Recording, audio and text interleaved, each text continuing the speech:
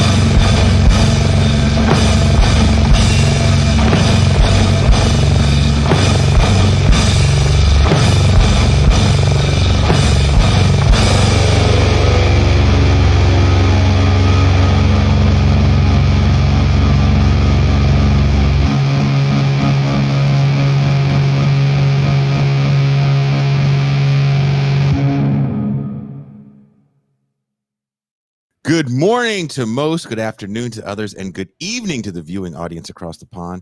I'm Jason Miles, your host for another episode of This is Revolution Podcast. If you're new to the channel, please like, subscribe, and if you're enjoying what you see, make sure to hit the notification bell as we're constantly adding new episodes and doing cross streams with other channels like we do with our bi-monthly news show, Revolutionary Reckoning, with David and Matt of Left Reckoning. We had Matt Chrisman from Chapo Trap House on Thursday, and we discussed failing societies. It was a good time, and we even had a better time with the call-in segment in the Champagne Room. If you'd like to be a part of these call-in segments, have access to all the past and present Champagne Rooms, there's only one way. Become a patron for as little as $30 for the year or $3 for the month. You can join in the fun. Also, I have to remind you guys, it's the holiday season, and what better gift to give to your favorite leftists than a ticket to the Give Them a Revolution Left is Best live show. We're bringing the party to New York City. Be live at the Cutting Room. Will MT be there? Good question. Will MT be there in a luchador mask? Will MT be there? Will people see the illustrious, faceless entity? I was thinking Guy Fawkes, but okay. That's the mask you wanted to wear? Yeah. It's cliche. Then the one from Scream? I don't want to kill anyone. That would be kind of awesome if you came out in the Scream mask. I think we should have another person say they're you and it just not be you. I think that would be good. But as they talk, it's you, like their mouth is moving, but it's your voice. That's yeah, just hella badass dubbing. That I think that would be fun. But again, it'll be TIR, Ben Burgess. Actually, and the whole Ben Burgess Give Them an Argument crew, Matt and David from Left Reckoning, and a host of other guests as well.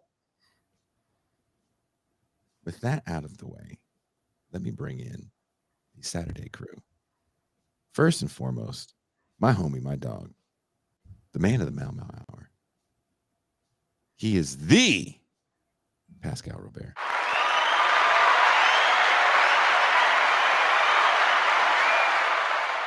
Peace and greetings to the chat. Peace and greetings to the audience. Peace and greetings, Jason Miles, and peace and greetings, M. Toussaint. I should also add that the countdown to Pascal's birthday is 9 days. God. He is born in 9 days. In 9 days, Pascalmas. It's a Pascal Christmas for those that don't know. It's Pascalmas. We're doing a Pascal show, so if you guys have any videos you'd like to send wishing Pascal a happy birthday, please feel free to send them at booking@thisisrevolution.com or thisisrevolutionpodcast.com. And we're going to put a collage of birthday messages together for Pascalmas. Are you ready for that, Pascal? I'm a little terrified. It's not going to be a roast. Like that.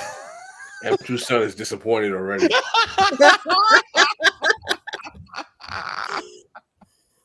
Damn it. Can you imagine if we had a Pascal roast? I had to throw out my script. I was just watching The Office, and it was the episode where Michael wanted a roast because he thought it was where people say how wonderful he is, and they didn't know it was where people talk shit about him. So yeah, that's probably one of my favorite episodes. But yeah, we're gonna do a special Pascal birthday episode. MT has been arranging everything for Pascalis. I'm trying to arrange a surprise guest. Oh, Who? Come on, man. Who? Pascal, this is your life. Ooh, would you do Oh, it? This no. is your life, or would you get someone that Pascal really admired? Like, she passed away. Oh. Vivica Fox. Ooh. I wouldn't mind that guess. But someone said Brianna Joy Gray. Oh, that too easy. That's my birthday. Gross.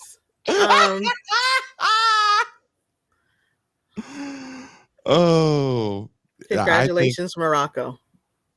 Did Morocco win? Mm-hmm.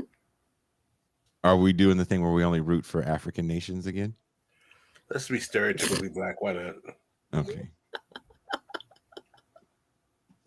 MT, are you like? Can you find Morocco on the map? I can only find water on maps.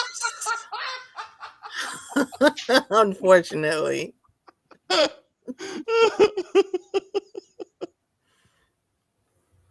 Oh, MT, you know what time it is. You know what time it is. Time for my intro? It's no. Before your No. intro, there's something that you always have to do. It is that time. What could that be? What could that be? Maybe the East Coast merch pitch. East Coast merch pitch.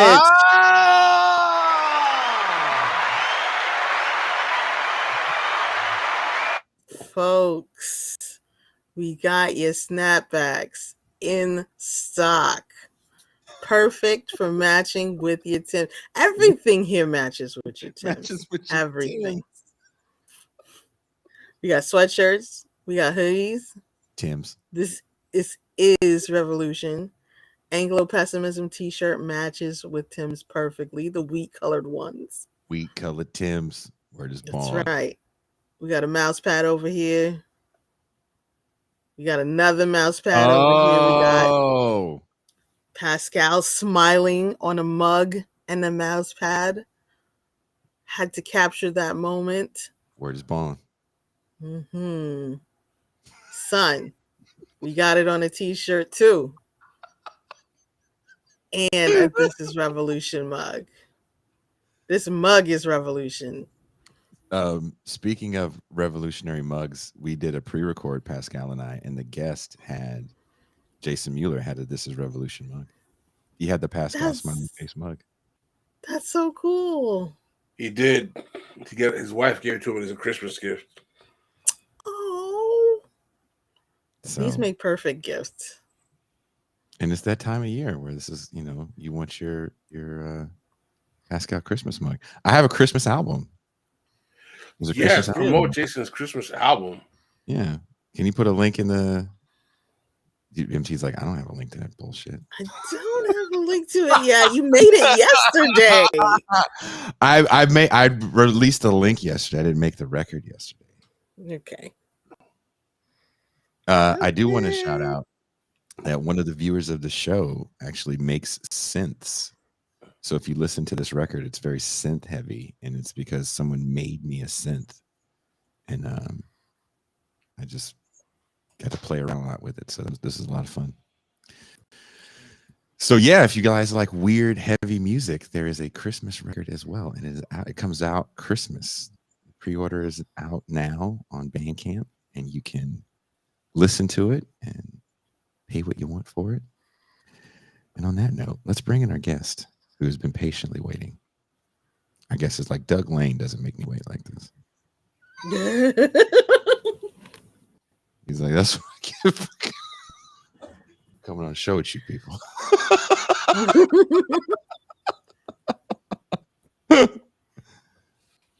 Todd McGowan is a professor of theory and film at the University of Vermont.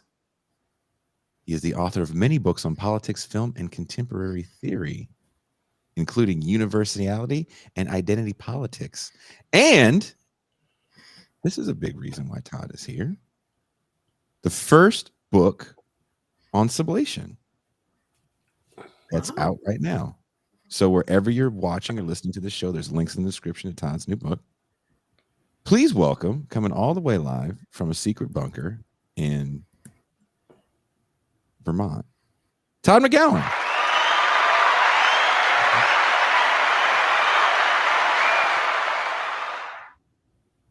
Thanks for having me, Todd. Thanks for joining us. Thanks again. Thank you for your patience. Usually, no, I could have listened to you guys for the whole time. So that would have been much better.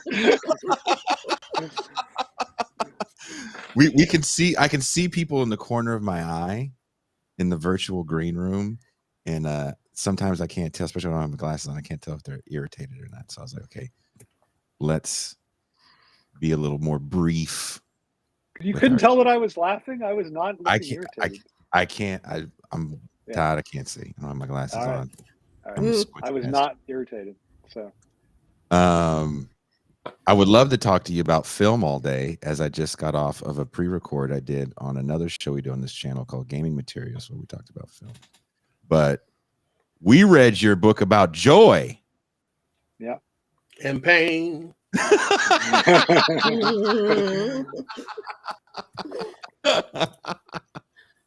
Pascal, I know you have a lot to say on this matter. I do. I found it very fascinating. Okay, well, ask the question. Todd, yeah.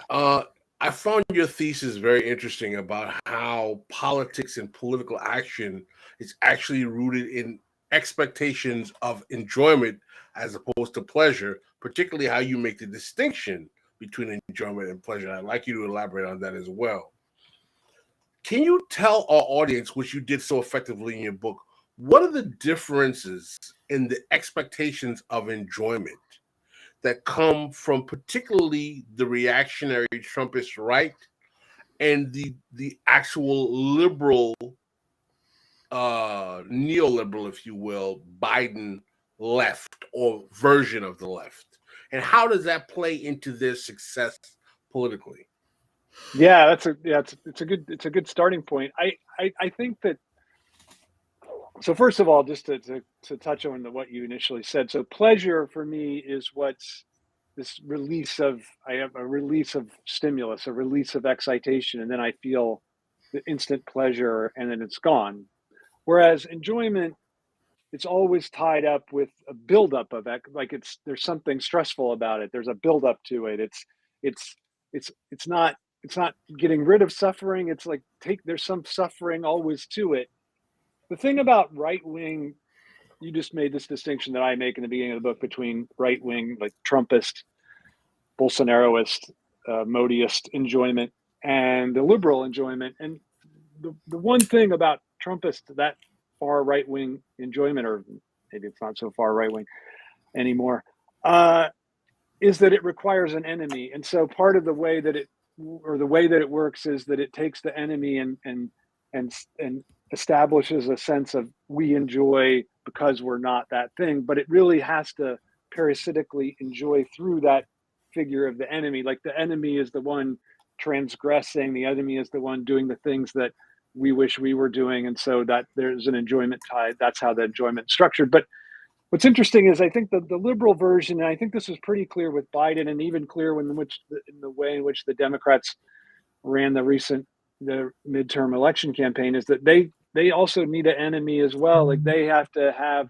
the fear of Trump, or the fear of losing democracy. There's some idea of enemy intrinsic to their form of enjoyment as well. So part of the thing that I'm arguing is that the liberal version of enjoyment and the right-wing enjoyment, they're not really all that different, that they kind of seem there's a similarity to them. But don't you think this focus, well, I don't know if it's a focus or it's actually a secondary consequence of the posture of the parties, which is actually something maybe you could answer for me. Do you think that in the enjoyment factor of what motivates the adherence to these political parties or factions is actually part of the core operating principle of the various factors, whether they're liberal or conservative, or they're secondary to what their policy agenda is? In other words, is it important to the reactionary right that they make owning the libs enjoyable, that they make, crushing with the people they consider the freaks and the geeks enjoyable? Is it important to the liberals to make it seem like protecting democracy from the fash is enjoyable? Or is that simply a consequence of what their overarching policy agenda is? Yeah, Pascal, it's a great question. I think that the wager of the book really is that it's enjoyment that's in the driver's seat, that the structure of enjoyment is what's primary, and then the ideas, they kind of follow from that. And so the structure of enjoyment for the conservative is so owning the libs is, and I think this is true, like it's more important to them, or owning the politically correct whoever, or attacking like the things that they're like anti-trans, attacking critical race theory. All these kinds of attacks to me are more central to the position than any policy. Like it's not about defending a certain policy, and I think that's what actually holds the people together. It's not the yeah, go ahead, sorry. Well, what's fascinating to me about that, and this is where I kind of take issue with your position. I think I don't disagree with you that the enjoyment element is a clear part of the politics, particularly of the right. I really think that they get all, particularly on the owning the libs or crushing, because I think that the one of the things that distinguishes the reactionary right from the liberals is that the reactionary right is more clear in its purpose and raison d'etre than the liberals are. But that being said, I think that the enjoyment for both sides is a pretext to avoid talking about policy, because neither one of them want to actually redistribute wealth.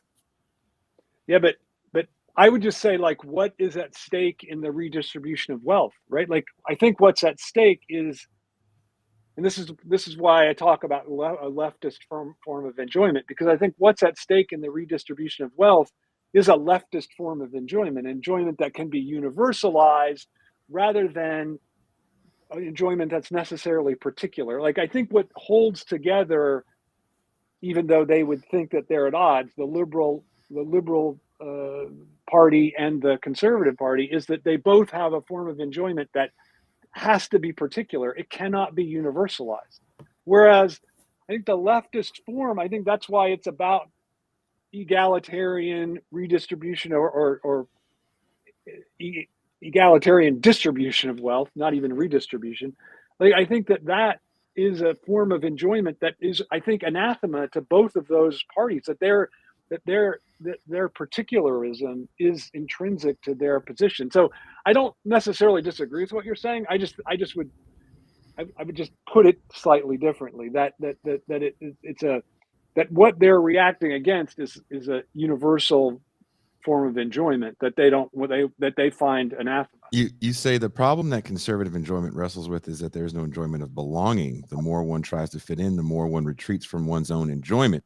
Whenever and however one enjoys, one is enjoying the fact of non-belonging, the point of impossibility within the social structure. This is why right-wing enjoyment is so obsessively focuses on its enemies in a way that the left need not to do.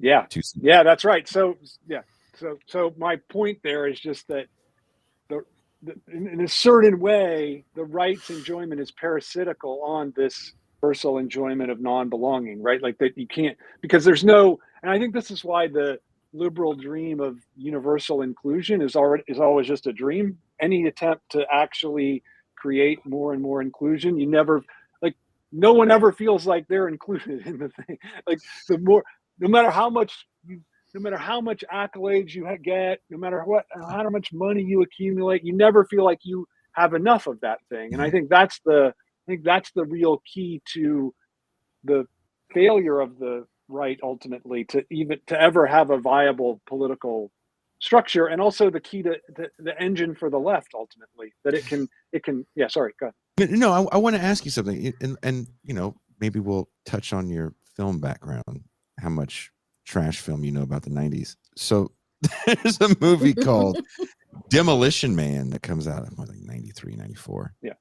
And it takes place in a utopia, a supposed utopia that is a dystopia where kind of sickness is gone, poverty's gone, and everything. Sex is gone. Sex is gone. Yeah, everything's gone. Yeah. And you touch on this in the book about the utopia. Is that movie, which is supposed to take place in a bit of, and I haven't seen it in years, is that what you're talking about? Kind of, you do talk about this a little bit. The if you take away everything bad and everything is just perfect, is everything perfect? Yeah, exactly, right. Like the enjoyment is inextricable from the failures, the missteps, the suffering. And I think that's, to me, that's like I think that's a thing that both the structure of capitalist society cannot avow, because there's this image of, if I accumulate enough, or if I get the right commodity, I'll reach this point at which I'll have an enjoyment with no suffering attached to it.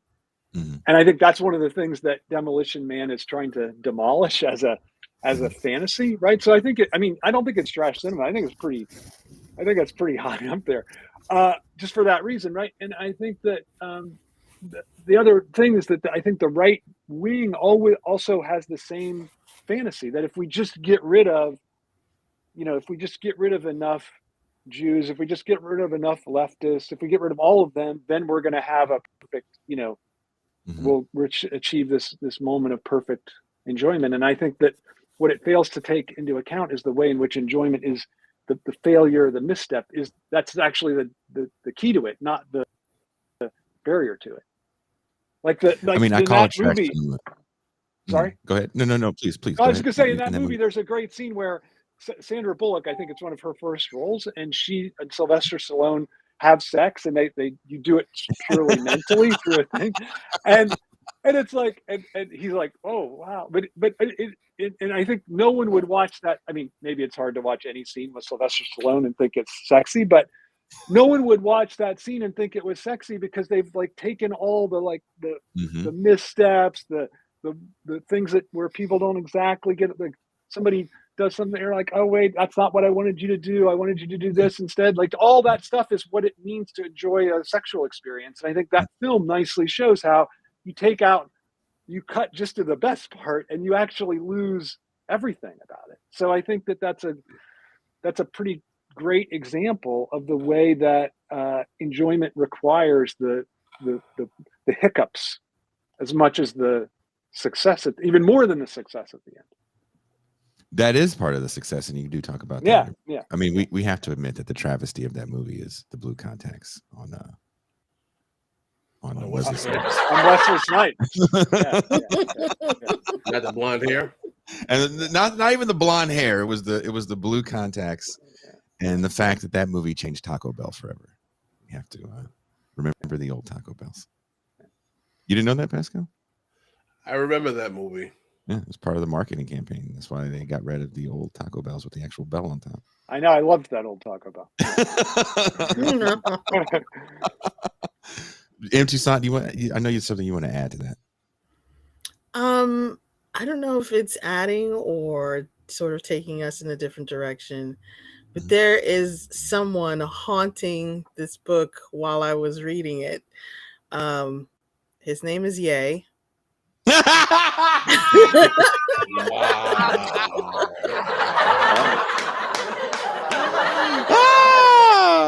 Talk about a digression. Oh my God. I wish I could put you on the screen and just make you the whole screen right now.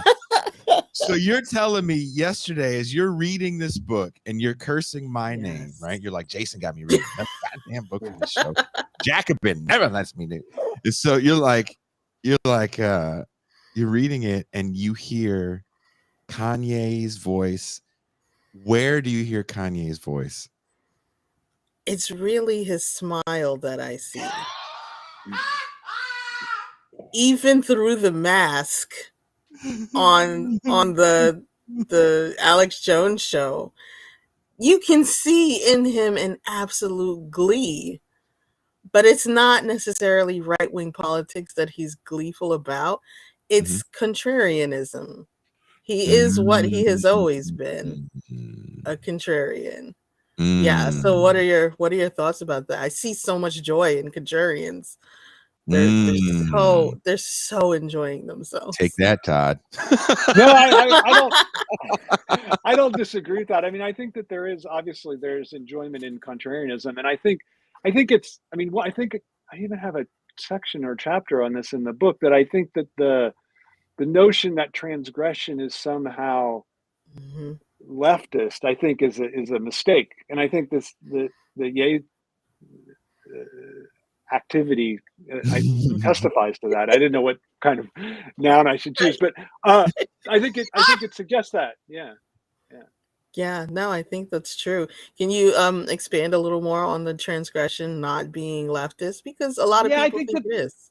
I know. I think people do think it is, and I think that I guess my favorite example of this, I just got done teaching a course on The Sopranos, and there's a lot of transgression in The Sopranos, and there's not a lot of leftist political activity. And I think it's just interesting that how much television and film with under capitalism feel free to depict wild transgressions, but you rarely get to see a political revolt being depicted not even in a negative way. You don't even get to see it depicted in a negative way. So I find that really interesting, and to me, that suggests the fact that it's much less of that transgression is much less of a threat, no matter how extreme the transgression is, I think. Do you think that the embrace of transgression from the reactionary right is a consequence of their willingness to engage in violence, to challenge the state, to get their eventual results enacted? And also, do you think that the inability of the left to engage in transgression is a consequence of the left being captured by the foundation world? By the foundation world. That's probably true. I mean, I think that I think the right's always been willing to engage in violence. I mean, it's a question of like whether it's subjective or objective, right? So I'm not necessarily sure that that's undergone that much of a change, but I do think that clearly if the dependence upon foundation is definitely going to restrict how willing you're going to be to engage in violent activity. I think that seems like unquestionably true to me. Yeah. So I mean, go ahead. What are you going to say? I'm sorry. I just thought of people going to protests and breaking the windows at Bank of America and Starbucks. That kind of transgression is really common and considered truly rebellious, but there's no real point to it, no real end to it. Right. That's what I would just say. Like, I'm not sure that goes beyond like shattering the window at Starbucks, right? Like it doesn't have a transformative effect like that. And so I think that Starbucks can operate pretty successfully with people from time to time breaking their window. I just don't see the radical effect of that. Yeah. Right. Well, you talk about the different kinds of enjoyment, right? Because it's not. Yeah. I want to find the quote. Give me a second. Okay. I went and highlighted all this stuff that I was supposed to. And I'm going to blame Jean Bajlan for why I'm not ready. Totally. I'll blame Bajlan.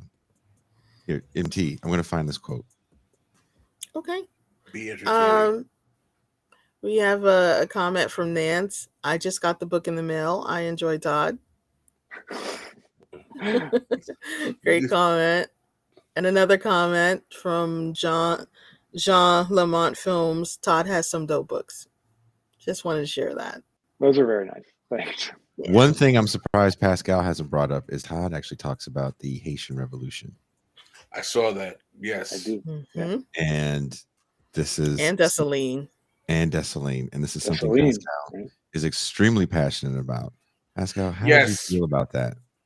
I'm very happy you brought up the Haitian Revolution and brought up Dessalines because as I've talked about before, I think that Toussaint Louverture is improperly deemed to be the hero of the Haitian Revolution, and his role as being a conciliator with the plantation economy of the international capital and the metropole is not something that is well known to students of history, particularly if he was actually willing to reimpose a form of some people would call slavery light. I don't believe it was slavery light. It was actually a form of slavery.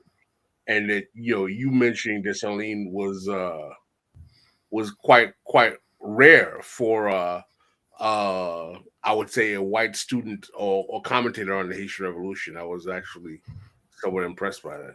Oh, yeah. I mean, I know the Haitian Revolution pretty well. Like, I've written on it in other places too. So yeah. How do you see that as a process of enjoyment? Because it's like, can you elaborate more on the role of enjoyment? Yeah. So I see like for me, like I talk about both French and Haitian Revolution in the book, right? Like, and I think that any universalist revolution is always about can we create a form of enjoyment that doesn't require us to exclude anyone from it, right? And I think Right. that seems to me to be, it's even more essentially the project in Haiti than it was in France. I think that gets said, right? Like that. I think people that the Haitian Revolution that was very explicitly universalist because anti-colonialist, and I think that I mean the French Revolution was much more divided in that way, right? There are certain. Oh, go ahead. Sorry. No. I wanted you to kind of expand on that because I was actually enjoying reading about your take on the French Revolution and what it became, and how that then does affect Haiti with reintroducing slavery to the colonies. You have one point where there's this moment where people are like, no, let's get rid of all this enslavement in the colonies. And something's happening with your camera. There's a weird light. I don't know. Oh, I'm sorry. It's there's too much light outside. Oh, okay. So, yeah. Deep State tried to get you. Yeah. It was just big okay. sun. Sorry about that. It was big sun. Yeah. So trying to get rid of slavery in the colonies, and then when you get the rise of Napoleon, and like, no, we're gonna bring this shit back. It's a key thing, right? That Robespierre is, and a lot of, I should say that there have been recent historians in France that have done a good job of fighting against this association of Robespierre with the terror, and I think that's God's going. I hope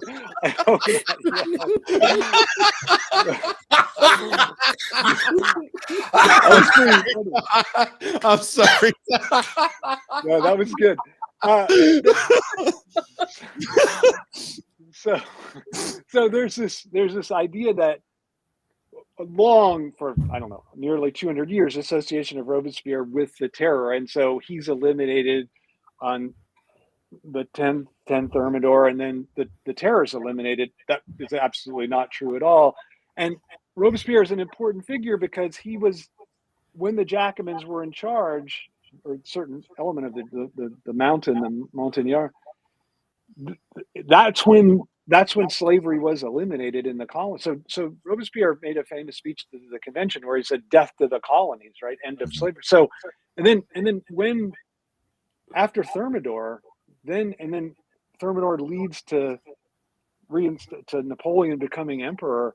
That ends up being as Pascal was saying, the reinstatement of slavery and the recolonization, reinstatement of slavery in Haiti. So, and then the what ended up being the 50-year debt of Haiti to France to free the happened under Napoleon. So so the modern destiny of Haiti was a direct result of the Napoleon's reintroduction of slavery and the war against Haiti. Yeah. Yeah. Many people don't realize that Napoleon was being fundamentally supported by the plantation aristocracy in his rise, because Napoleon comes to power as a result of a coup. So, and he was fundamentally being supported by the plantation aristocracy, and their goal was eventually to reimpose slavery as well. Yeah. And I'm sorry. Go ahead, Todd, please. No, go ahead. You go. You first. I was agreeing. I was just agreeing. So yeah. God damn it.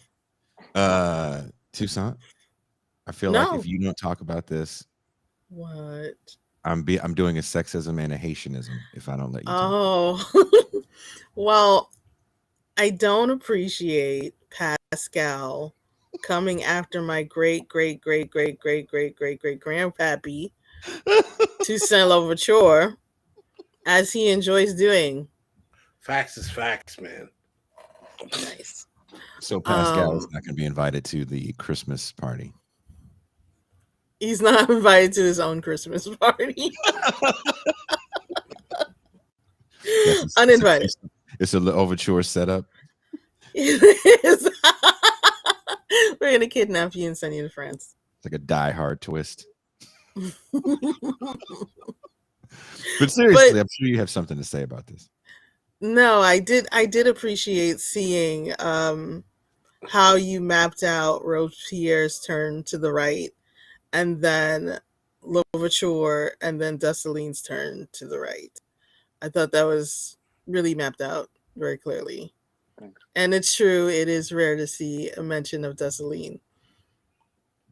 Well, this is important, right, Toussaint? Mm-hmm. You know, talking about these big pivots from emancipation to right-wing authoritarianism. How does this happen? Yeah, I mean, I think that we wrongly think, people wrongly think that there's some necessary trajectory. Like you have to, like Lenin to Stalin, Robespierre to Robespierre to Robespierre. But I think that that's not true. I think what happens is, I mean, one of the things I think that gets understudied, underemphasized is the way in which external pressures a lot of times push figures in that direction, right? Like I think in France there was like foreign powers were invading France, and that changes things. I think in Haiti, saying like the effort of France to reimpose slavery, and that changes things. So I think it's easy to say like, oh, you should have sustained this universalist leftist structure, but I think the war seems to me always a right wing that always pushes things to the right. I think that Lenin was pretty aware of that, which is why the get out of World War I at any cost. Like I think that always has a right wing, because you're in war, it unites the country around a common, and that's a right wing structure. Like when you're in war, you enjoy the nation, right? Like everybody does. Like that's what, like even the people that are the most rebellious to the nation in war, they tend to rally around the national form of enjoyment. So I think that's I think war is a real factor, and I didn't really mention that in the books enough. I think, but I think that's really an important thing. Todd, I wanted to ask you a question about one of the things that you say is that the project of the left is a project of enjoyment as well, because it's based on freedom and redistribution and removing the burdens of capital. But how do you deal with the realization that in the eyes of many, they equate a takeover of the left with extreme authoritarianism, i.e. Stalin, i.e. Castro's Cuba, if you will? Not that I agree with those categorizations, but that in the image of many people in some of these Western capitalist nations, particularly the United States, one of the things that they fear about left-wing takeover is that we're going to end up in some kind of, authoritarian hellscape without the rights that they believe that they enjoy in these liberal democratic societies. How do we go through the process of changing people's understanding to make them realize that what the left is offering is true liberation, because what capital offers is enslavement to materiality?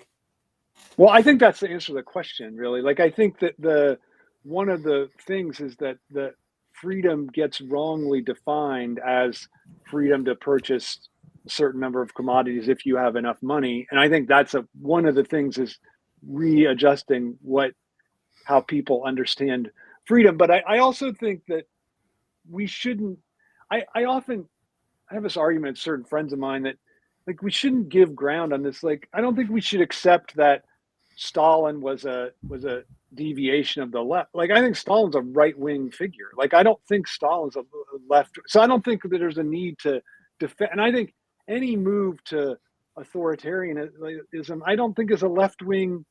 That's not part of a left-wing project to me. So I guess I don't feel the need to defend that, although I understand your point that there's a kind of guilt by association. But I think part of the task of leftist theory or leftist thinking is to make a disassociation of those things. But mainly to do what your question suggested in the first place, which is to say there's not freedom under capitalism. Like, there's just not, and there's not equality under capitalism, not even equality of opportunity. So I think to me, that's one of the main, tasks of the left today. So theoretically, how do you feel about, we're in this moment where there's kind of a young burgeoning left and people that are using the term communist as part of their political affiliation. This is still relatively a new phenomenon, and you make point of a joke in your book, about the communism. What killed the communism, right? What kills them? How do you kill a communist? How do you kill a communist? And so there has been a big defense of Stalin over the last few years. A lot of people reading, was it Grover Furr, and getting into this kind of new vision of what leftism looks like. Does that lead you down the path of, and I know this is just an internet phenomenon and I don't know how serious it is, but we are talking about sometimes emancipatory figures moving rightward. Does that get you into the realm of this like MAGA communism and nationalist socialism? What's the patriotic socialism? I mean, I think there's a name for that, right? Like national socialism. That's a thing, right? Like I think that's a real danger. I mean, I don't know how widespread it is as a phenomenon, but and I think we should be clear though that National Socialism came from the right. It wasn't like a left-wing deviation. Right. That's important. So I always find it funny when leftists get accused of being Nazis or something. I'm like, well, there's a perfectly good insult to hurl at a leftist, which is you call them a Stalinist. You don't need to call them a Nazi. I mean, Nazi is a right-wing phenomenon. I don't think there's any such thing as a left-wing Nazi. So, but to your point, I'm not invested.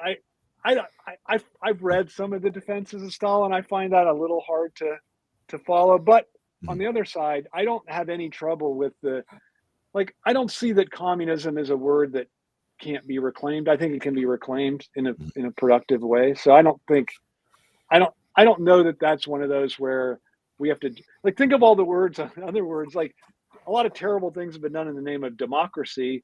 A lot of terrible things have been done in the name of socialism, namely national social. So I don't think that, I don't know, words can be redeemed. I don't see a problem with that. Pascal. Do you think that Marxism is one of those terms that actually has a certain connotation that is that can be problematic? No, I actually think people. I mean, I wrote a book on Hegel. I have a Hegelian critique of Marxism, but That's interesting. I don't have a problem. I think Marxism actually, interestingly, is more palatable to people than communism, for whatever reason. I know people on Wall Street that talk about Marx in positive ways. So I don't think I don't think Marxism, for some reason, maybe I'm wrong about that. Maybe I'm just naive, but I don't think it has the same kind of actual negative association that communism has. Or maybe I'm just wrong. I don't know. Yeah. I watched an old, I'm not going to lie, sometimes I watch a little too much true crime. And I was watching an old true crime show from the early 2000s called City Confidential. And they were talking about an old case from 1979 that maybe you remember in Greensboro, North Carolina, where a bunch of communist doctors and some communist organizers that were native to the area were trying to unionize the textile industry, which historically has been very non-unionist. Another thing people have to understand about Bessemer, Alabama, and Amazon, the South has been a union busting region since slavery, right? So these organizers were murdered because they were going up against the Klan. There was actually Klan people that worked in the factory. Again, I don't know if you remember this. It was kind of a big news story, and they were having a protest, and they called their protest "Death to the Klan." And there were some ex-Vietnam vets in the Klan, and their thing was, well, we went to Vietnam to kill communists, and these people are self-proclaimed communists, so we can't have communism in North Carolina.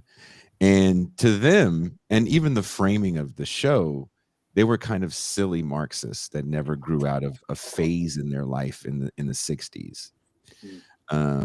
And I do think throughout the 80s and 90s, we revisit these characters, going back to film. Even if you look at a movie like Poltergeist, which takes place in the early 80s, which is showing us kind of the stereotypical suburban nuclear family. And that movie starts out where these kind of ex-hippie parents are waxing poetic on their rebellious days, smoking weed in their room as the husband's reading Reagan, right? These, and I do feel like we look back at, and maybe this generation is dying out with me and Pascal.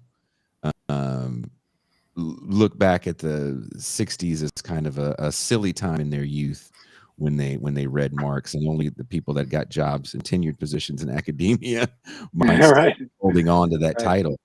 Right. So I don't know. I think they're synonymous to me. Yeah, maybe they're just synonymous. Maybe that's true. Yeah, I don't know about that.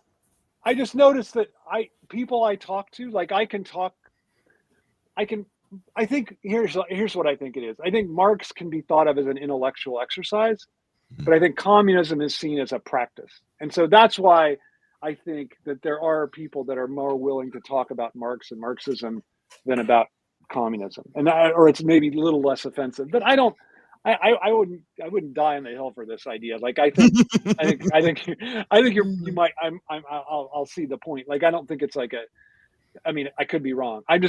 In my experience, it's been the case that people that are even my kids played hockey when they were little, and I used to go to the arena and I'd talk to these parents. I'd have nothing to talk to them except about sports. And occasionally, they'd come up, what are you teaching? I thought I'm teaching a class on reading Das Kapital by Karl Marx. They're like, oh, interesting. And so they weren't immediately like push me on the ice or anything. So I don't know. I mean, that's all. And by the said I'm a communist, I think they might have. So that's all I'm going by. So it's not a good sample size. I see your point. Yeah. I think I wanted to ask you. Hold on, Pascal. Do something. Let it throw something in. It's okay. Go ahead. How about that? No. I think Marx has the benefit of being a man and of being able to fit into the great man theory of history. And he is seen as a person who was powerful. Maybe not in his personal life when he was alive, but the idea of a guy setting all of these things into motion is powerful. And so I think it's not as offensive to some people as communism. Right. I think if you're an intellectual, if you want to be a smart person and well read, you've read Marx, right? Like I think that's people think that. Right. Yeah. Pascal? Wow, that's an interesting takedown of Marx. It's like Marx got over because he was a man. Interesting. I mean, it didn't hurt. You're so mean. I mean, I don't know. I look at maybe because I watch too much crazy cinema. There's a newer film. I don't know if you guys saw it. I think it's called Loose, and it's about this white couple that adopts a black kid from some war-torn country. I can't remember. And the black kid writes a report on Fanon, and it becomes a issue with his black teacher that he's writing about Fanon because they're like, Fanon is advocating the killing of white people, and the adopted mom is like, oh, it's just a phase. I called my friend's comrade in college and I read the Communist Manifesto. Yeah. I think I saw an advertisement for that movie. I found it intriguing when they mentioned it. I would love to get your take on that, Todd. Real quick before we get back to your enjoyment shit. We got the movie guy here. Let's talk to the movie professor. What was your take on that film? Can you remind me how it ended? Because I did see it, but I can't remember how it ended. I'm trying to remember. Does it turn out that there's some revelation about him at the end, right? He ended up being bad. Like he ended up he has a friend that got in trouble or expelled or something, and you find out that he actually did the bad thing. Yeah. That the friend got accused of. Yeah, I mean, I didn't think it was a great movie, but I kind of liked that it didn't. It was explicitly anti-romanticizing this kid coming from the war-torn country, and they're, I kind of liked that it kind of cut down that image, that romantic image. So I thought I didn't have a problem with that. I mean, I thought a monster. Yeah, he was, and I thought, because it clearly wasn't saying that like everyone from this situation is, but it was clearly like taking these liberal parents and like undermining that position, which was probably the position of most of the spectator that the film was going after. So I thought that was pretty good. I didn't think it was a great masterpiece, but I liked that aspect of it. I think it definitely frightened white people from adopting any colored babies. Well, definitely didn't stop Madonna. She didn't see it. That's why none of these she had already done it though. Yeah, she already had a few. Right. They're already cleaning the one of the rooms. Well, it's interesting that we're talking about film and the culture industry and pop culture, because I actually want to tie that into your book on enjoyment. How much can we expect a left project of utilizing enjoyment to improve enjoyment that emphasizes the things that improve the quality of life in people's lives, when the ideological superstructure and the culture industry create these kind of capitalist realism narratives that indoctrinate so many people into believing that, like, there's no other solution? Yeah, I think that's true, and I certainly believe take the Mark Fisher point about about capitalist realism for sure. That's true.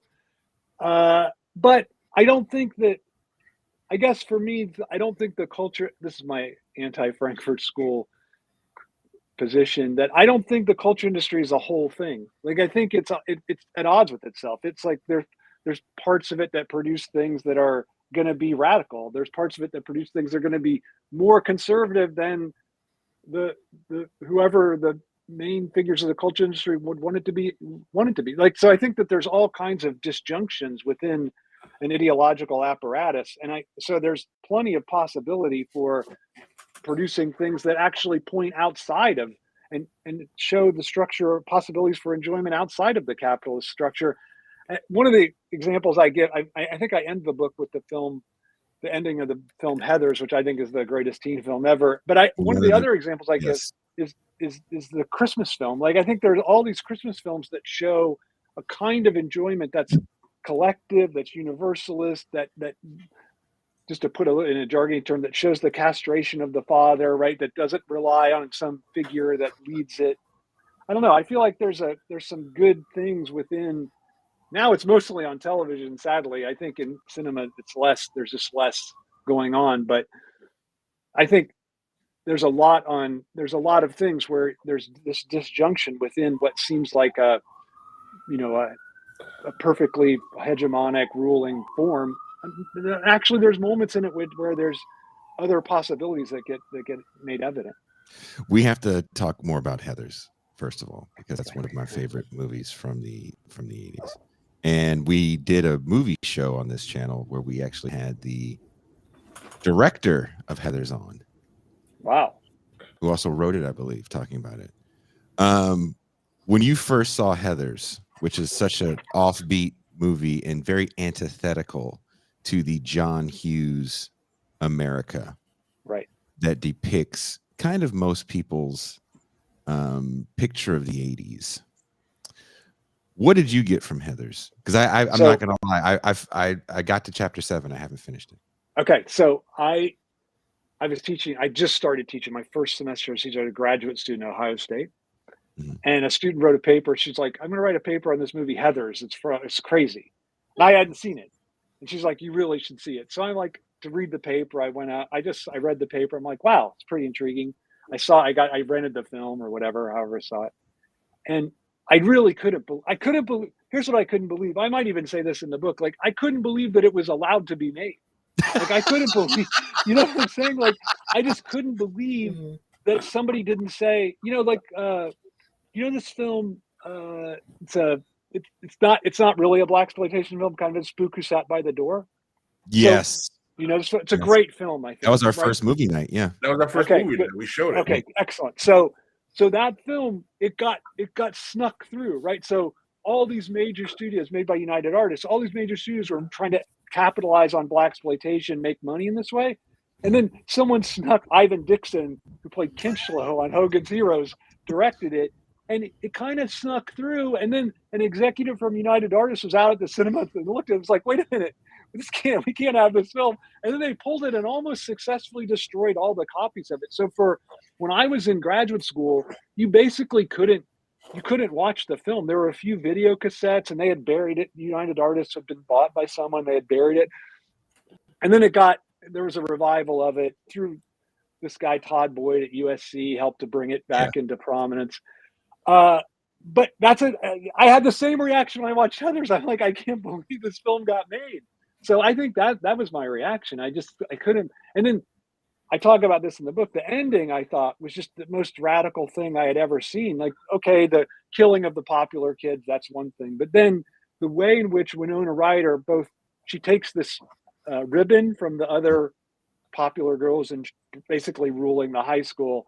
She puts it on her head. She goes, "There's a new sheriff in town." And then she goes and befriends the most outcast figure in the high school. And I thought, and then they're kind of at the end, they're walking together down the hall and it kind of fades into soft focus.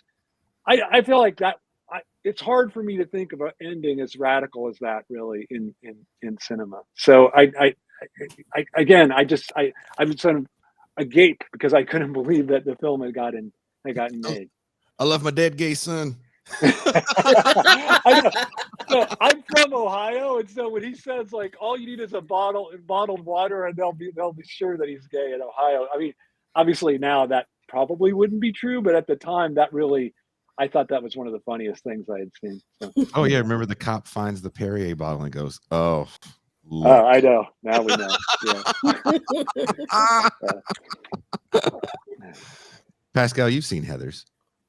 No, I have not. You're making me want to go like, where can I purchase this? Yeah. You know, it's one of those movies that I think still stands the test of time. It does. Absolutely. My young 24-year-old daughter definitely loves Heathers. What's it I about? just taught it last fall. It's basically, Jason was saying, it's kind of a takeoff on the John Hughes teen film, and that's true, right? Like it has the basic setup of a John Hughes film, except, well, from the beginning, it's weird because the narrator of the film is buried up to her head in the ground because they're playing croquet and someone hits a croquet ball at her head. But it's about a popular clique, and everyone in the clique is named Heather, and that's the name of the film.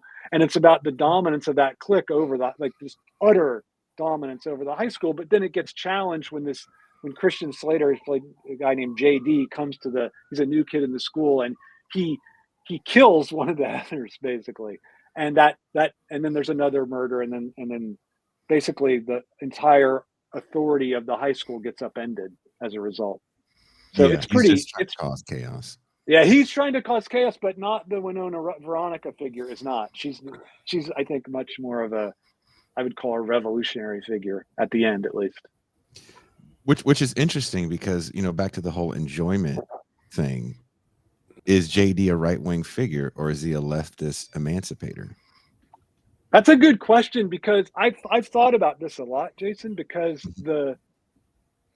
what Veronica does at the end would be impossible without what Jason does in the middle, right? Like she has to kill him, or I think she lets him kill himself, I guess. Yeah. At the end. Yeah.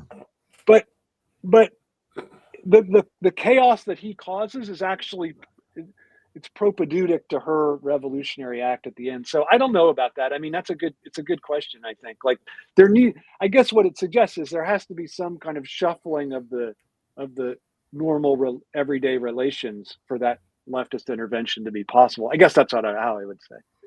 Well, this I think goes back to our discussion earlier on about how do these people make this right-wing turn.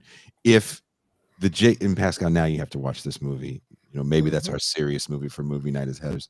But if JD doesn't die and he becomes the quote unquote ruler of the school, then you have an authoritarian rule.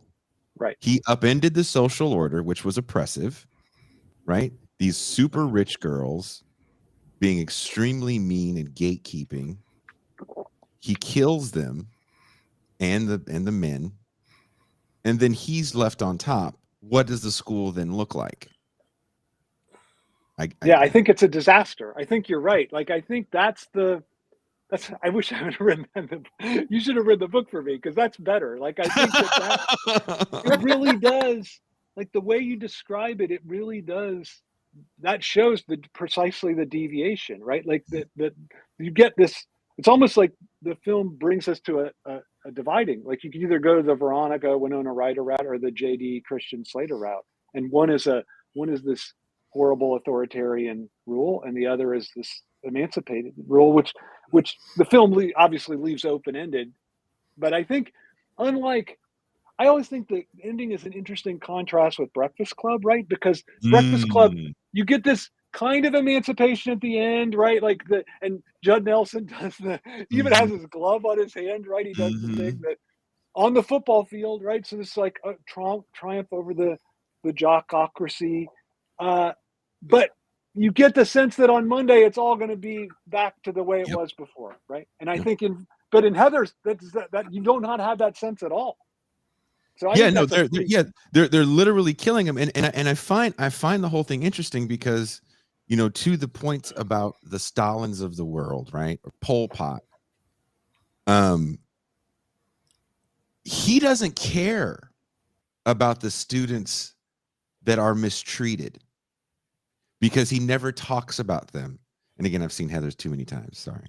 He doesn't talk about the Martha dump trucks. In the movie, there's a girl that tries to fit in, and she's a larger woman, young girl with their high school, young girl. And there's a popular song on the radio that's going on. as these girls are killing themselves, which I think is the funniest movie. It's the funniest song. Yeah. Teenage suicide. Don't do it. Teenage suicide. She blew it. and this young girl, and the band is called Big Fun. Yeah. And this young girl who's heavyset is depressed because the Heathers make fun of her. And ruthlessly make fun of her in a way that right now we would do documentaries about. Right. And she jumps in front of a car and tries to kill herself. Now, JD's character is not trying to kill the Heathers as an act of revenge, right, for Martha Dump Truck's attempted suicide and oppression in the school. I shouldn't say oppression, but teasing in the school, bullying.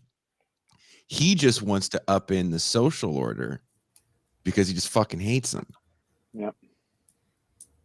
And it's interesting, again, young burgeoning left we have here in this country. There's a lot of people that want to upend the social order, but then you go, and then what? What then happens if you get to blow up all the Starbucks? What do you do then if you get all the power? Do you just become, another JD and you're a dictator? Yeah, I think that's what's so great about the ending of the film, right? Like, it does show this other possibility of someone who's genuinely motivated. And there were inclinations in her on the side of Martha Dunstock before. Dump truck is, I think, the pejorative name that they give to her, right? But there's a sense of, like, she does feel a quasi alignment, a burgeoning alignment with her in the beginning, and then in the end, she realizes that. So I think I think you're absolutely right. Like, what's motivating is the thing. Like, is it just to just to undermine the order for the sake of undermining it? And that comes back to the thing about transgression, right? Like, like, of course, who cares? Like, if you have to transgress in the name of, like, creating an emancipatory society, fine. But if you're just transgressing for the sake of transgressing, then there's nothing emancipatory about that. I think that's a really important, and I think JD falls on that second. I think, I don't know. I think that movie, maybe that's why that movie resonates with people to this day, because there's a JD in even the leftist cliques. Right. Yeah. And do we have to keep an eye out? Should we be watching out for the JDs? Well, I think it's interesting because Lenin kind of was, right? Like, Lenin he saw, like, there's this famous last letter about, like, he's too rude to be, and then I was just reading this really good book on Stalin, and the point was that the other members of the Politburo didn't want the letter to become public because it also included criticisms of them. So I think there is a sense in which Lenin was looking out for the JD, and so I do think that is I think that's an important part of a leftist project, right? Like, to sense, and I think it's maybe it's not easy to sense who that is, but it's someone who gets off on the transgression more than on the project, right? Like, that seems. I mean, Pascal, I'm sure you have a lot to say about this, because we see this as much as we talk about Black political figures from the 60s and 70s. I'm sure we see the same thing there. I think that part of the problem we have is that no one has a true vision of what it means, what it is to have a left project. That there's no actually clear understanding of what that means. And I think that that's a consequence of having a left that's so divorced from power and is so used to only opposing things. That the concept of having a vision of creating a new society and building something escapes the consciousness of a large cadre of people, and we're stuck in a posture in which critique is our only weapon. Is it then the politics of no? Is that become where we're stuck? I wrote a paper a year or so ago about punk rock. I don't know if you listen to punk rock at all time, but I did music for years, got to know a lot of people in that first wave of hardcore in the late 70s, early 80s. And it seems like they kind of lived in the politics of no, and kind of that was it. No, and then gatekeeping. Right. which is no, kind I of think the building. So yeah. no, I like punk well enough, but I think that analysis of it is perfectly correct, and I don't even think the people that are in punk would object to it, right? Like I think they would. They didn't. They wouldn't think it was a critique. They would say, "Yeah, that's it," right? Like so. I think but I think I think what Pascal said is exactly right, and I think that's the. I mean, that seems like a really dangerous position and a threat, right? Like not a. I don't think that's something to celebrate as a punker would. Like I think there's something really dangerous about that, just because you end up getting what ends up happening is, and I think the punk is you get a fetishization of the no, right? A fetishization of resistance, and then it becomes like you just do that for its own sake, and I think that is really then speaks about enjoyment too, because then you get off on the very thing you need, the thing you're resisting, right? Like you can't, like, unless you have an alternative vision that you're trying to realize, you end up getting off on the resistance, and then you end up needing the thing that you resist, and then where are you? Well, for me, 84 is a pivotal year because the no was authoritarianism, Reagan and Thatcher, right? And 84, you get the re-election by a landslide of Ronald Reagan. And what are you rebelling? I mean, of course, you're still rebelling against the power structure, but it's almost as if your rebellion was futile. And after the fall of the Soviet Union, no one really cares about your rebellion. You're just saying no to say no. Now you're on these little subgenres, but we also start to get like kind of the commodification of no. And this is where I think the culture industry is interesting. And I'm not a student of the Frankfurt School. I know it peripherally from, learning from Pascal. I didn't sit there and read a bunch of Adorno, so I'm not going to act like I know everything about it. But what I do find interesting about the 90s and the 2000s is you get the glorification of no as youthful indiscretion. Look at Nirvana. Nirvana is a hardcore punk band. We just changed the name, and their no becomes edgy and important, right? In the 90s. And in 94, when Kurt Cobain dies, that edgy, important no dies. The derivative of that, and I'm not saying this because I hate these people, but the derivative of that is Green Day, whose album comes out that same year, coincidentally, that same year, which is a very happy no. And that births all of the mall kind of music and culture that comes out of that happy no. Blink 182 and all these music. And then that becomes punk rock. And punk rock now is no longer a dirty underground movement of rebellious young people. It's just a bunch of kids that don't want to listen to their mom. Right. I mean, isn't what's interesting that the key event there is fall of Soviet Union, because that, like, the existence of a global alternative, whatever its actual nature, the existence of that then has such a fundamental effect on the way politics within capitalist society functions, I think. So I think it's really hard to overestimate or over-evaluate the impact of the fall of the Soviet Union, I think. It's such an epochal event for the internal politics and cultural politics even of capitalist society. I think that's absolutely right. Maybe I should finish part 2 to that. Where I center. But I mean, Pascal, how do you feel about that? I just think that that's a pivotal time in culture in general. Even if you look at hip hop. I mean, the fact that in the 90s you have the Fukuyama concept of end of history, the sheer hubris of that position, the end of history, coming out of the fall of the Soviet Union, and the belief that capitalist Western liberal democracy is, basically here forever, should tell you how much people were high on their own supply at that time in terms of believing that the West had won. So I agree with you that this is why we concentrate on what we talk about here as the 50+ year counter-revolution, about so much of the politics that really starts with Carter in the late 70s, but becomes exacerbated in the 80s with Reagan and Thatcher that takes us into this hellscape of neoliberalism, which is, hyper privatization and removing of state functionality, that it becomes impossible to envision any other option in terms of governance, in terms of the power of capital, that choices become limited. And I think it's absolutely correct.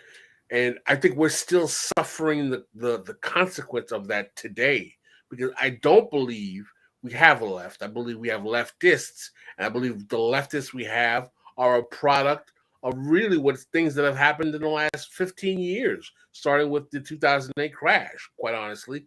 And none of us have been able to come about to answer the question of what is the alternative. Right. Nicer politicians. That's always the only thing that's been I mean, people throw around this term. Some people think this being done incorrectly. The new fascism, neo-fascism, the rise of fascism, rise of the new right, so on and so forth. We have gone so far to the right that people are throwing out the fascist terminology, and we still have Democrats saying, well, we need to have liberals or leftists saying we need to have a popular front with the Democrats. That's the best we can do. I mean, we tried that, 75, 80 years ago. What did it get us? Like, not to say that that's the wrong strategy, but why is there such a lack of creativity on the part of the left? Because the left doesn't, is still stuck trying to develop an identity within itself. Todd? No, I have no disagreement with that. I think that's exactly right. And I think that it seems like to me that there's been, and I would say it's like hasn't been a way to figure, like without the Soviet Union, a way to figure an opposition to capitalism that envisions what it might look like. And that, I think that's, the problem is that I think that it can never be like there's a vision of, like Marx didn't write a vision of what communist society would look like. He like says like two sentences, right? So I don't think that it can be articulated by some thinker, some theorist writing a book. I think it has to be worked out practically, right? And I think that's what Pascal is suggesting is not there. Like there's not that kind of practical, because it seems so that the left seems so much in the position of just resisting that there's not this way to actually like work. The Kurds are an interesting group because the Kurds have worked out this idea of, I mean, to what extent, like they're in an oppressive situation because they don't have their own state, but they have this idea of communalism, right? As a kind, that wouldn't necessarily be my position, precisely because it doesn't have it is very vulnerable to the state that it's within, but it nonetheless is some kind of way to like work out in practice, in actual like living, what a structure would look like. And so I think that's really the key thing. Like there's no way to say theoretically ahead of time what it's going to look like. It has to be worked out along the way. I just don't think there's any way around that. Jason says something on this show every now and then that I found very, very profound and helpful, is that structurally the left is always stuck looking in the past. Mm-hmm. Mm-hmm. Everything is about the past. We have 19-year-old kids arguing about Stalin in 2022. Stalin was based. Stalin was Don't hot. you dare talk about him. Yeah, he was hot. Look at young Stalin. He's so hot. Yeah. You see that hairline? Yeah. I think that's it. I think that's right. And it's interesting when you said that, I immediately thought of this line from Marx that the revolution of the 19th century cannot draw its poetry from the past. Right? Like that's what it says. So it's interesting that Marx himself said that. So one of the ways that, though, I mean, I get that, but isn't one of the ways that you change the present is to change the past? Like to change, not just to, obviously you can't change the actual events that happened, but to change the way that it's read so that and I think that's what Marx was trying to do. He was trying to say, well, this whole history of capital wasn't just like people buying low, selling high, or what, like instead there was a exploitation of the working class, right? So I think I get the point about arguing over inanities from the past, but I think that in a way, reinterpreting the past is the way that you create a different future. But there tends to be a fetishism, especially about the idea of whatever is revolutionary struggle to you in 2022 is seen through the lens of 1968. And those conditions are different drastically. We're not in the same moment.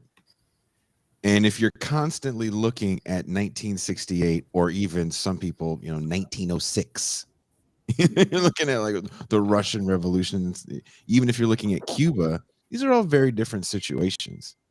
And they're not, you can't just flatten it and say, well, this works there, it can work here. I totally agree with that. And it reminds me of it. Sorry, I'm quoting people all the time, but it reminds me of so Hegel in Philosophy of History says, people have never learned the lessons of history. And that gets quoted all the time. Like people have never learned. But then the next line is, and they're right not to, because history has no lessons at all. Because every situation is he says exactly what you just said. Every situation is so different that if you tried to take the lesson from one thing and apply it to the next, you'd be lost at sea, right? So I think I was reading a right-wing columnist who quoted that, and this was back when you could write letters to the editor. I read the letter to the editor. I said, I think that this person doesn't really want to be quoting Hegel here, because the very next line completely undermines, or maybe they should get a better quote book that has the whole, they didn't print my letter. But I think I think it's really, really significant that you can't try to take a lesson from one epoch and put it into another, or from one place and put it into a different place. I just think your point is right. Like history it's particular, right? It doesn't, they're not little lessons you can draw and then, yeah. And to use these as grand narratives, like I understand it. And my friend Michael Harris, who I don't know if you've met him or read him, he uses pop culture to kind of explain things. And he tried to use Star Wars as a grand narrative for the left. He has a book called Welcome to the Rebellion. And I love it. And I love Michael's work. And there really is no grand narratives for the left like there is for the right. And what is there for people to unite behind? And so I see the need sometimes for people to embrace the idea of things, the Panthers, maybe the New Left, maybe even Stalin to some degree, right? Because that is a counter hegemon, a true power that does change things for a lot of people. We talk about this all the time. Adolf Reed talks about this. That helps the civil rights movement. Right. Without the counter hegemonic power of the Soviet Union, the civil rights movement isn't what it is. Right. So, I get that, but I feel like there's no cohesive, uniting story, which is why I thought Harris's book, which sadly got slept on, it comes out during COVID. There's no push, as you know, Todd, sometimes there's no big push. Right. And that hurts. But I thought that was an interesting story, even for people that aren't even Star Wars fans, because it's a uniting story that can bring more people to the fold. Yeah. If you have a true leftist project, like you talk about in your book, we don't have slogans like "the Jews will not replace us." Right. Right. No one's walking around that's a real leftist saying Limbaugh will not replace us, or whatever. They're inviting slogans that are fighting. If anything, we're fighting against power, not people. Right. Or structure. Right. Structure. Yeah. Yeah. I totally, I think that's right. And I would, the only thing I would say is does the left need a story, or is the point of the left the interruption of the story, right? Like, and can you live in the interruption? So that's why I think I think that the figure that wants to enjoy the transgression wants to interrupt, but it needs the thing that it's fighting against, right? So it has to be fighting against something. But I think to my leftist dream would be like living in the interruption itself, so that you don't even need the thing you're fighting against, right? Like so I would just say that the way we fight against whatever the structure is, capitalism to name it, is already the form that the new structure would take on, right? Like that you can't separate. I think this is important, that you cannot separate the way that you struggle against something from the form that the new thing that you want to create is going to look like, right? Like I think those two things I think we oftentimes tend to say, no, we have to resort to, and I agree, sometimes you have to resort to terrible things to overthrow a oppressive system, but you still always have to keep in mind what you're trying to create when you're fighting against something. Toussaint? I'm just vibing, man. Just vibing, man. This is a cool conversation. Robert? I have no comment. I'm so mad at you two black people. It's because you're Haitian. What? If you guys were from the Dominican Republic, you'd have a lot to say. Well, I'm holding back. Don't go there, empty front. I'm holding back. I was thinking in terms of enjoyment, there's a cartoon from, I want to say the 60s, maybe the 70s, called Wait Till Your Father Gets Home. And they have a neighbor who is always looking out for the Ruskies, as he says. He's always looking out the window. He's super paranoid. He thinks the Russians are like about to come, like now. And he's always looking for them. And I'm reading your book in Enjoyment and the Left, Enjoyment, Right and Left. And I'm thinking that guy found enjoyment in being that paranoid. Absolutely. But Is it interesting that his enjoyment is the enjoyment of the Russian that he's fearful of, right? Like I think that like a couple things, like the rightists never avow their enjoyment. I think that's a really important. Like I'm not doing this to get off on it. I'm doing it because there's a threat. There's a so I think that's a really important thing. So one of the ways to struggle, I think, is to just bring that the fact that there's enjoyment going on to the fore. I think that's a important step, right? But I also think like that where the enjoyment is located is important. That even the rightist enjoys in the same place, that place. Jason read that line about non-belonging, that place of non-belonging, which the left wants to universalize, the rightist wants to distance themselves from it, but it's still the same site of enjoyment. So that would be my main claim, is that the site of enjoyment is the same. It's just the leftist goes there directly. The rightist has to hate that position and distance themselves, but still parasitically rely on it. I am also, while I was reading, reminded of there was a time when these news channels were going to diners and talking to people who were Trumpists about immigration and about kids in cages and all of this. And I remember they were talking to this one couple who could barely fit into the booth at their diner. And they're just ordering all of this food, and they're saying they don't want liberals telling them how to feel. They don't want liberals thinking that they don't like kids, and they don't want liberals trying to make them feel bad because they don't care about those kids in the cages. Right. It's amazing that you could, they just looked so gluttonous. They're clearly enjoying their food and enjoying their lives, and they do not want to be told to feel bad about anything. I think most people felt bad. Again, I think it's a very small segment that's bold enough to be like, no, F those kids, because I just hate them because they exist. I think most people feel bad when they see children suffer. There's audio that I took from that for a short intro that I made for this show.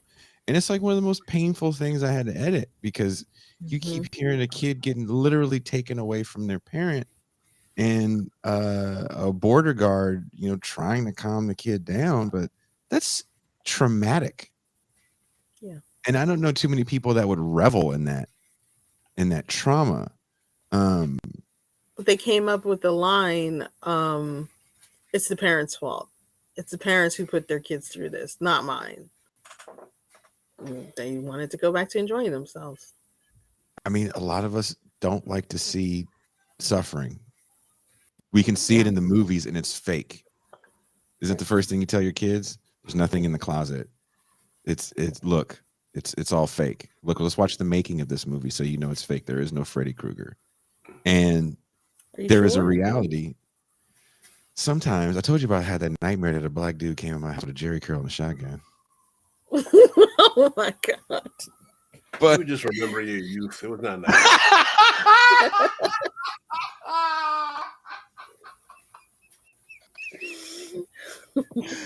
had a way to derail my train of thought. Bastard.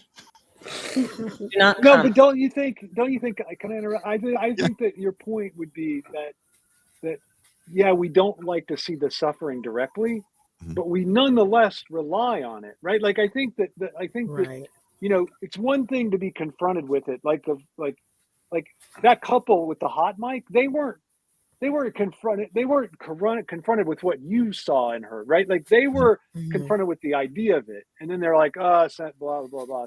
But I think they're able to still disavow what's really happening, and I think that disavow, to me, one of the things that used to get talked about all the time with capitalism is repression. Like it demands a certain amount of repression, but now it's pretty clear that's not true, right? Like you can let loose on a lot of horrible things and still fit fine in capitalist society. But I think what it does demand is disavowal of what right? And I think this would be a perfect example. Like, how could everyone in America basically keep going on while this was happening on the border? And you're right, Jason, like most people would be horrified by it, and we're horrified by it when confronted with it. Well, they just disavowed it. They just said, okay, I know very well, but I have to live my life, whatever, right? So I think that's a really key aspect to how capitalism works. Is it because these things seem too big? And is it because that's where representative democracy, liberal democracy, comes in and erases that worry from your mind and maybe even divorces us from an idea of community when we think about governance? Because when you go, there's kids in cages, and then you see some congressmen went down there, which were pretty powerless in the situation, if people really remember. Some congressmen went down there, they're going to fix it. And everybody kind of walked away. Those places didn't go away. Immigration is still a nightmare. I live in Mexico. I live around people that can't go back to where they grew up because of the smallest infractions that wouldn't even spend them, a day in jail. Right. So, I feel like we have all these accoutrements that keep us away from really caring, and showing the gluttonous fat people eating, going, not my problem, maybe isn't a fair representation of the not my problem. I think people act differently when there's a camera on them. No, that's true. That's certainly true. But I think like those I think the immigration thing is distinct from like let's think about like the way any commodity is produced, right? Like the way the iPhone is produced. Like if you showed people like when they're using their iPhone exactly how the cobalt was obtained to make their iPhone, then they wouldn't be so like, oh, I have but yet most of them probably do know what, I mean, at least my students all know, but I think most know, but they do this, you do this fetishistic disavowal where you like enjoy the phone and you're like, well, okay, like but my claim would be that the suffering that you disavow is actually integral to the enjoyment. I mean, I don't know what your position is on diet, but I think eating meat, I think it's pretty interesting in this way, right? Like I think not most people don't want to see the animals slaughtered right in front of them and then eat it, right? But I think they also don't want to, I don't know if you know this, but all these like fake meat companies are about to go under because people were like, I prefer the real thing. I don't. Yeah. What do they prefer? Like nothing suffered to make the fake meat, and I think that what they get off on when they're having their steak or whatever is that the animal suffered. Like, okay, they don't want to see it actually. They don't want to go to a slaughterhouse. Like we protect. I don't know if you know this, but you cannot get anywhere near it. We're better protected than a nuclear facility, right? So it's really true. So that's why, because you have to preserve this enjoyment of going to McDonald's or wherever and having. So I think that I think the kids in cages is a little bit. I kind of agree with you that there's all this apparatus to protect us from it, but I think in regular capitalist production, the same kind of fetishistic disavowal is at work, and I think it's much clearer that it's integral to the enjoyment of the commodity. No, that's an interesting concept. Go ahead, Toussaint. Go on, girl. Sure. Let me ask you this. Is saying there's no ethical consumption under capitalism a way to disavow? Yes. Yeah. I mean, I agree that there's no ethical in capitalism, but when it's said in order to then say to license one to then do whatever, right? And I think that's the point. Like the point is, what's the psychic function of what you're saying, not what's its truth value, right? Because the truth value, that's not why the person's saying it. They're not saying it because it's true. They're saying it because I want to be able to eat my hamburger without having to think about anything and enjoy it. That's why they're saying it. But here's where it gets really interesting, especially when we talk about like the farm to table idea that is so popular, right? Especially in high dining, like, oh, we killed this thing down the street. There's a I don't know how familiar you are with California, but on the main interstate that connects Canada with where I am in Mexico, the I-5, as you go past the Bay Area. I've driven that road many times. You know what I'm talking about. I know exactly what you're going to say. You pass Harris Ranch, which is a nicer dining establishment that prides itself on everything you are eating in the restaurant is from the ranch, the farm, as well as the meat. And literally, Pascal, the next exit, or maybe 2 exits down, is the slaughterhouse.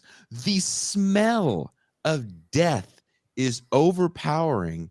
And all my friends that, you know, I'm from California. When we drove to LA, we got to go through Cowschwitz. Yeah. Oh, damn. It's true. It's repulsive to drive through there. Yeah. Oh, yeah. So what do we say about that? You know, where it's like, hey, by the way, this cow. I know. Well, look, I think the degrees of disavowal aren't always the same, right? Like, so, you know, it's sometimes like certain things we disavow even more, sometimes a little bit less. But I still think there's disavowal at work in the ability to enjoy that steak that you're eating there. Anyway, I don't know. I feel like I don't know. I forget what I was going to say, but I think that's a good. I don't know if I agree with that. I think people have no problem eating their steaks. I think that there's certain types of consumption where people either they don't care about the way it's actually produced, or they're just totally comfortable enjoying it. I think that people are more driven by narcissism than they are consciousness. I disagree with that. I disagree with that. I think you can see the disavowal in the way the food is presented, in the way the meat is presented. There's no heads. You don't have to see the little X's over the eyes. Right. It's you don't even see term fish. Even the term meat is disavowal, right? Like we don't say like ham. You don't say I'm having pig for breakfast, right? Like there's a disavowal of the animal. Exactly. Like I think that I don't disagree with you that there's a I don't think there's mass consciousness on the part of diners. I think my point is just that that the enjoyment is the enjoyment of this. Like there has to be some enjoyment of the suffering involved in there. Like that's like even of the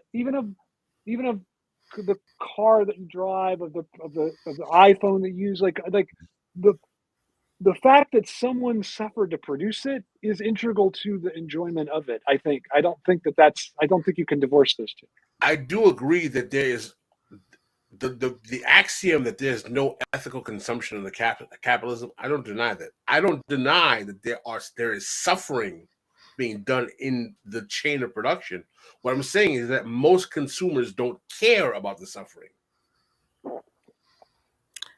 I think they do, but I would just say they care in the sense that they get off on it, right? Like, yeah, that's caring. To me, that's caring, right? Like like that's why I think that the whole robotic fantasy has to be a fantasy, because I think it'll be less likely, and I think commodities will be less enjoyable the more they're automatically produced, right? Like, I mean, setting aside the fact that capitalism needs labor to create value, right? But I guess my claim would be that they care in the sense that they're invested in it. They're invested in the suffering. It's not like, oh, I just want my little thing, I don't care. I mean, it's like the way someone says, I don't care what other people think, right? Like, anytime someone says to you, I don't care what other people think, you have to say to yourself, like, why are they telling me I don't care what other people think, unless they want me to think I don't care what other people think, which suggests that they do desperately care what other people think. Right? exactly. So I think the consumption works the same way. Like, there's even the denial of, like, I don't care how it got here, I just want it. I don't know. I think there's an investment in it. I think the disavowal shows the investment. Yeah, like, why disavow? Like, why call it meat? Why take it apart from the? Why not show it being cut up right at the table? Exactly. They don't do that. Even at the steakhouse there, they don't show that. Do that. No, you're right. No, you're right. That's true. I've just always found that fascinating, though. That drive is the most fascinating drive. The other thing is how big is that one ranch right on the 5? It's like you drive for miles and miles and miles, and you don't even pass an open patch of ground because the cows are so packed together that the stench is overwhelming. Mm-hmm. I wasn't vegetarian when I lived in California, but I should have turned based on that. I'll go the longer route. Actually, longer one it is. It was Texas that turned to me, actually, I have to say. Well, if you're going to do something right, I mean, that's the one place where in Louisiana where I've seen people eat roadkill. Yeah. Oh, man, it's horrible. Yeah. That doesn't surprise me. Yeah. Yeah. I mean, that deer, why waste it? It's a whole deer. It's a whole deer. You know how much you can feed your family for, what, a year, maybe a year and a half with a whole deer? Yeah. Mm-hmm. Have you seen how big a deer, like a male? Have you seen how big a deer is, Pascal? Yeah, hunting a deer and roadkill is two different things, man. If you get there early, it's less roadkill-y. If you hit it's like the 5-second rule. Win. Win. Basically eating carry-on, man. It's just Hey, I'm not gonna crap on how somebody else feeds their family. I don't know too many. Those people were very few and far between, and I think some of them did it as a bit of a gag, because another thing that's very popular in the South is there's processing plants. Right. You know, not the South you live in, Pascal, where everybody's in a bikini. Including Pascal.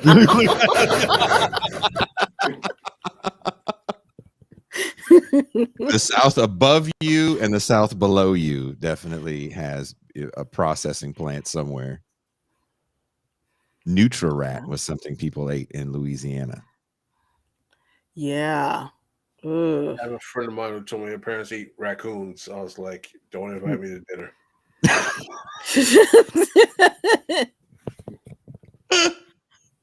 Yeah, I say also the disavowal is in referring to meat as protein. Also. Right. There you go. Yeah, it's really good. It's really good. MT is also vegetarian. Yeah. Notice the bias. Well, have you ever hung out with a vegetarian like after hours? It's the worst thing in the world. Why? What do you mean? Yeah, I don't get it. We had to wait so much longer for you to get your food in New York. Oh, stop it. It's not my fault it takes so long to make grilled cheese. Grilled That's cheese. If you're a vegetarian and not a vegan, that's not my fault. We were in that bodega for like an hour and a half. Please shut up.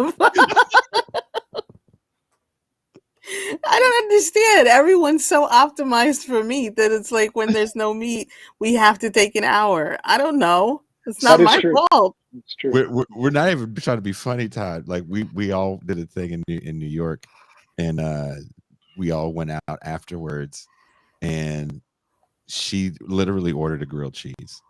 And it took everybody got their meat stuff first. Mm-hmm. Yes, they did. But see, vegetarians ruin everything. You should have just got a bag of chips and hushed. Ate your defeat. Yes, eat your defeat and some veggie chips. Todd, thank you for hanging out with us today. Hey, thanks so much. I had a great time talking to you. Wherever you guys are watching or listening to the show. Oh, that's the wrong sound clip. Sorry. No, my brother. No, my brother. I thought I hit the applause for Todd, but it was the "Do Not Come" Donald Trump and Kamala Harris. So that is oops. Here we go. Thank you, Todd.